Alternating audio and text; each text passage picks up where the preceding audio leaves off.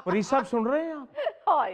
मैंने जब पूछा है, मैंने कहा ये इतनी रंगीन दरी की क्या जरूरत है, हाँ। तो कहने लगे ये मेरी दादी अम्मा के जहेज की है, वो इसलिए रखी हुई है। और फरीद साहब सिर्फ दादी अम्मा की दरी नहीं बिछाई हुई थी, साथ दादी अम्मा की तस्वीर भी लगाई हुई थी। अच्छा। और सिर्फ तस्वीर ही नहीं, नीचे दादी अम्मा का चरखा भी रखा हुआ था।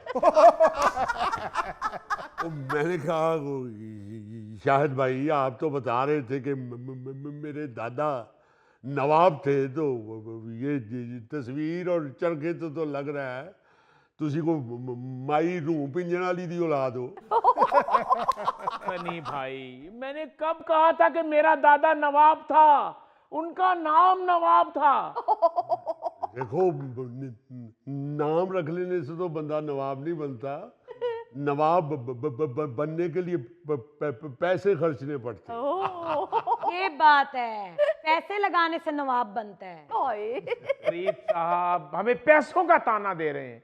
पिछले हफ्ते मैं इनके घर गया था, उस वक्त ये सिगार जला रहे थे और आज तक इनसे सिगार नहीं जला। और भाई शायद वो टिक का मजा ले रहे हैं। नहीं गोगे, हो सकता है सिगार गीला हो। तो यार उन्होंने बुजुर्गों की तस्वीरें लगाई हुई हैं, इसमें क्या मसला है? देखिए, ये बुजुर्गों की तस्वीरें बड़ी बड़ी दीवारों पे लगाना ये ओल्ड फैशन है। लो। तो मैं क्या दादा और दादी के पपेट बना के लगा दूं? अच्छा तस्वीरों को छोड़े और बताएं क्या नुक्स है इनके घर में? ओ जी, सारे का सारा ही ओल्ड फैशन है। मैविश भाभी बिल्कुल सही कलप रही है। कलप रही है। शाहिद साहब एक मिनट यार, सनी साहब को बात कर लेने दे जरा। करें जी, करें। देखें, पूरा घर मैंने विजिट किया है, जी। ना ही कहीं किसी रूम में कोई टेक्सचर है, ना ही कोई फोकल पॉइंट है। अच्छा। और मैं माफी चाहता हूँ, कलर स्कीम इतनी बद्दी है, हाय। वो लगता है कि हकीम की दुकान पे को मुरब्बे पड़े हुए हैं।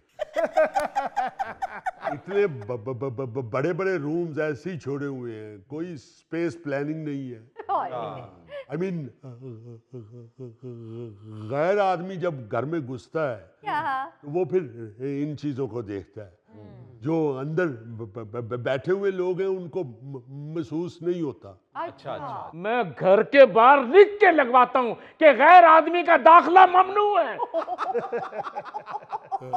अजीब आदमी है। देखिए, एक जगह खाली पड़ी हुई थी। अच्छा। और मैंने कहा ये खाली क्यों है?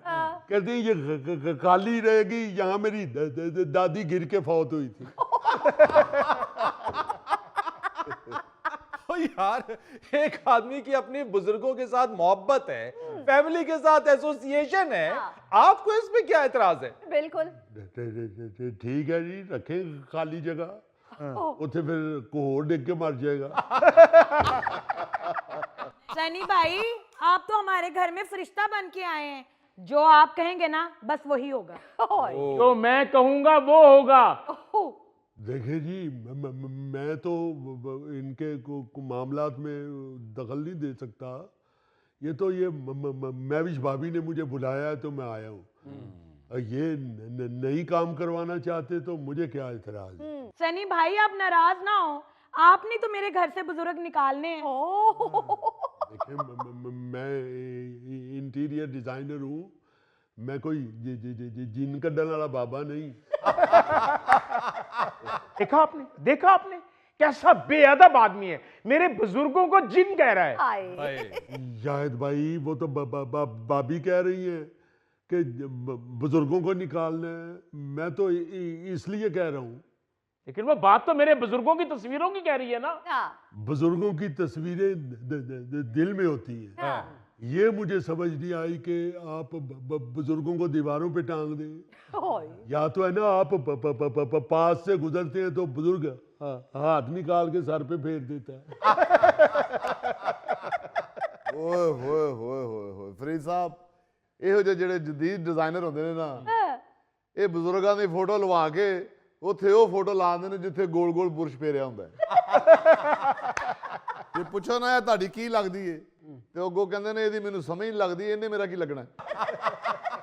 मगर सनी साहब, मुझे अब तक ये समझ में नहीं आ रहा है कि 90 लाख रुपए का बजट आपने इन्हें क्यों दिया।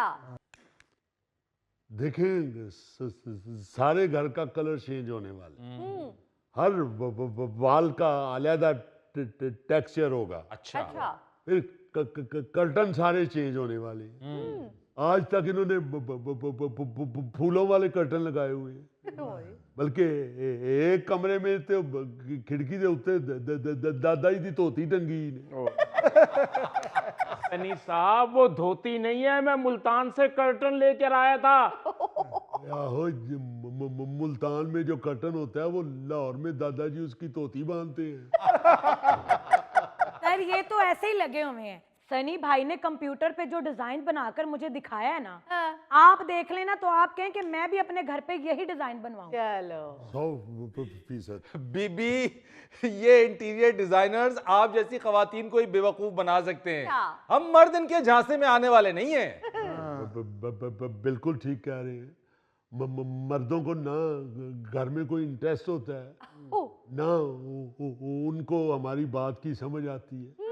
वो तो सारा दिन बाहर दोस्तों में गुजार के आ जाते हैं। जी घर को संभालना या घर में रहना तो औरतों ने होता है। आप ये ठीक कह रहे हैं, आपको मेरी बातें समझ नहीं आएंगी। क्या मतलब? सब समझ आया, हमें भी अच्छे खासी हमारी जिंदगी गुजर रही थी, ऐसा हमारे घर में आया कि हमें मुसीबत पड़ गई है। प्रिय साहब, अभी कुछ दिन पहले अमेरिका से मेरे ताया का बेटा आया है, हमारे घर की इतनी तारीफ कर रहा था, वो इतनी तारीफ कर रही थी कि मैं आपको क्या बताऊं। यार वो तो इसलिए तारीफ करके गया है कि उसने कोई 22 साल बाद दादे की तस्वीर देखी थी।